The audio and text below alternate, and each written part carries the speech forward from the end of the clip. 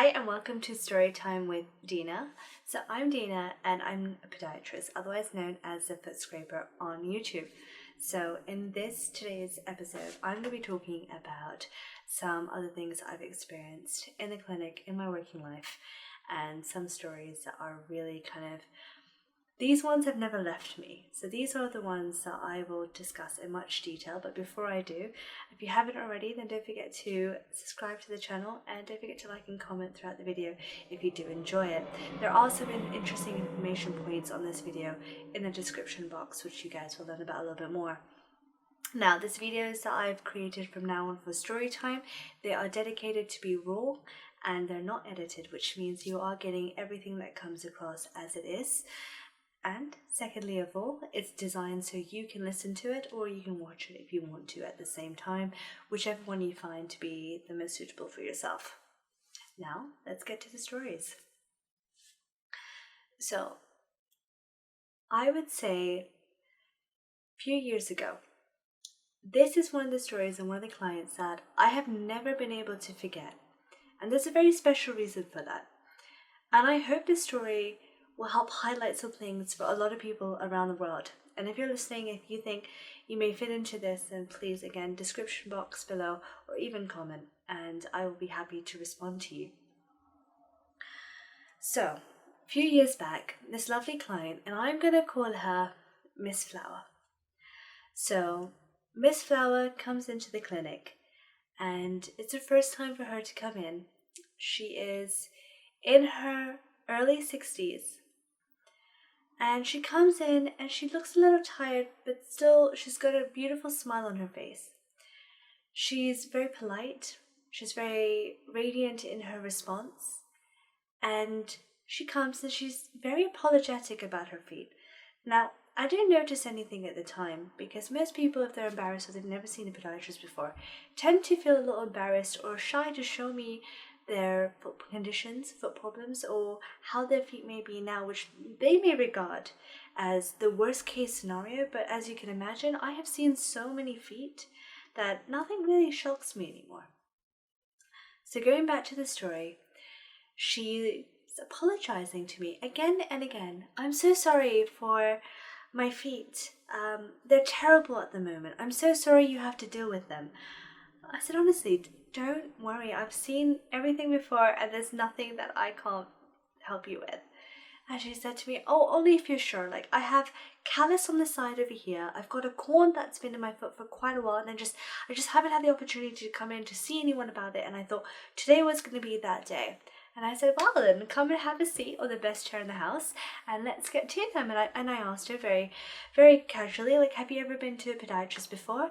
And she said, yes, I have, but many years ago, so I don't remember everything that entails in a podiatry appointment. I said, let me refresh your memory. So first of all, we use the antibacterial spray to just cleanse the foot and get it prepared for the treatment. And she finds it quite ticklish, actually. She was like, oh, I quite like that. It's quite cool. And then she kind of went a little quiet in herself. And I said to her, I'm going to show you how this feels to start off with. And again, if it's uncomfortable, please tell me because I can change it up and make it a little bit more comfortable for you. Not a problem, dear. Please continue. Do whatever you feel is necessary. So I start treating her foot and we start having a conversation. I ask her how her day was, what has she been up to, and then she, vice versa, asks me questions, saying, how long have you been a podiatrist for? What made you go into this career? What my hobbies were, have I traveled? All these beautiful, wonderful things that we talk about in a regular sort of conversation. And she started telling me how she lived the most incredible life. She's traveled around the world. She's worked in various different companies.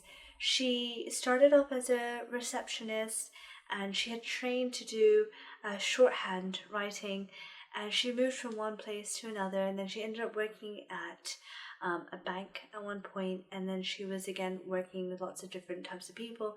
And she moved from that and she started to do her own business, and she hadn't any kids, but she was married, but her husband had passed away sadly, and she wasn't sure what she wanted to do. And at one point she made a comment, and again, I didn't register this at the time because she just had such a beautiful aura to her, just such a sort of effervescent personality.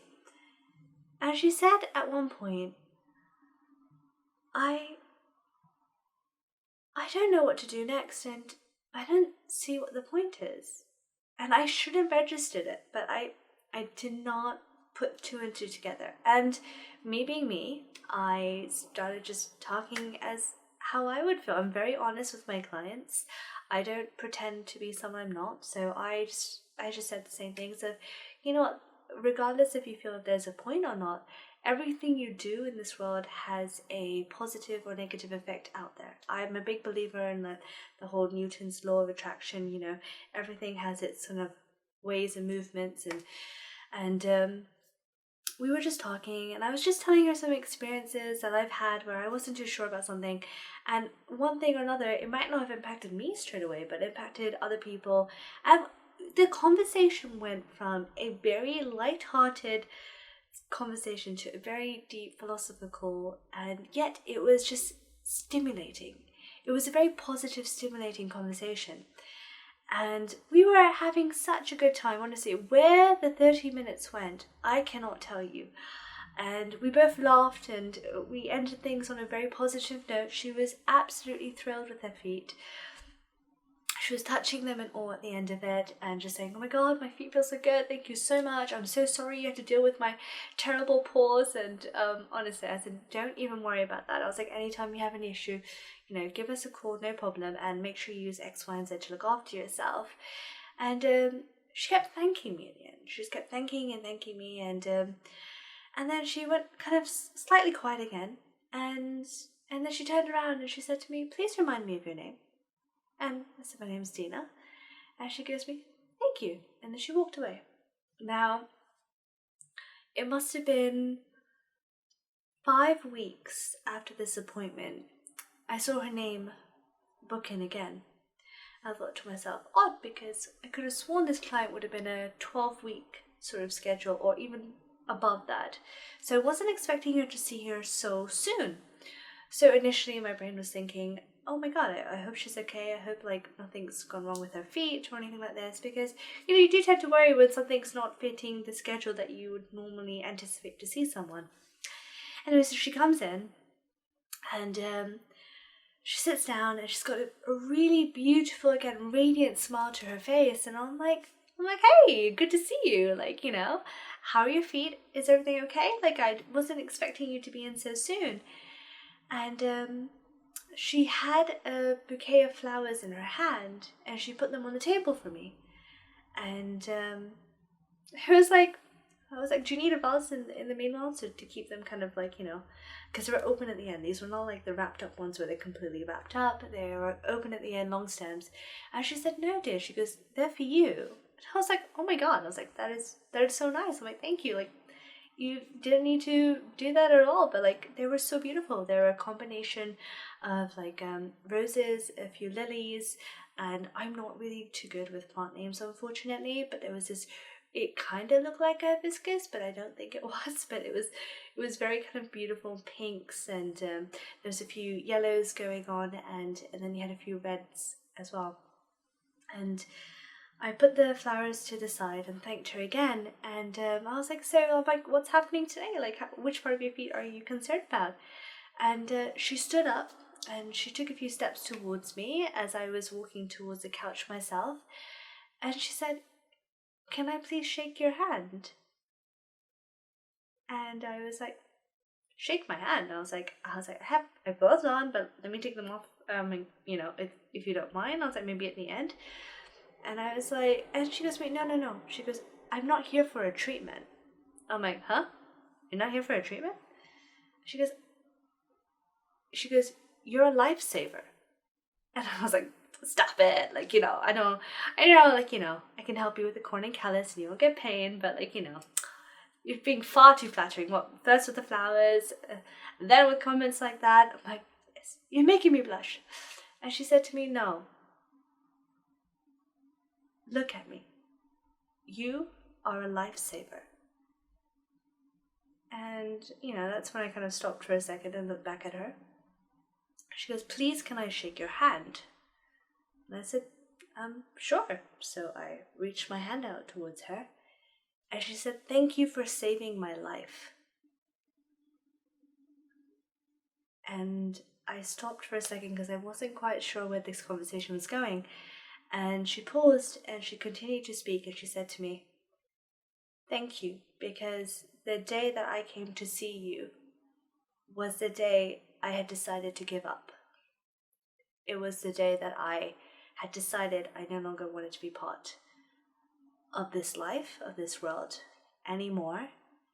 And having a conversation with you, being able to laugh, to have someone listen and appreciate my views in life, to not judge me, to make me feel like I was a person worth listening to,